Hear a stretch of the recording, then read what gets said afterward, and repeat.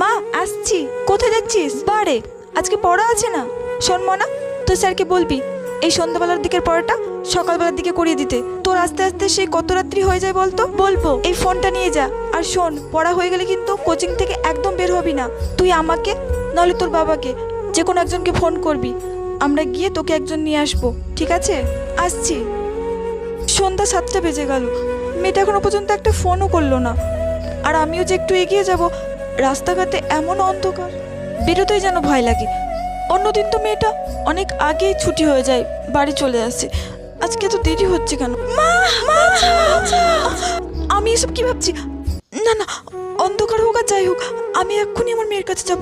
ও মা, মনা তুই ফোন করলি না, একা একা চলে আসলি কেন? তুমি যে ফোনটা দিয়েছিলে ওই ফোনটা তো চার্জই শেষ হয়ে গেছিল, সেই জন্য স্যার বাড়িতে দিয়ে গেল। আমি কত চিন্তা করছিলাম জানিস, এই সমাজে মেয়ের মাদের এইভাবে ভয় কাটাতে হবে রে।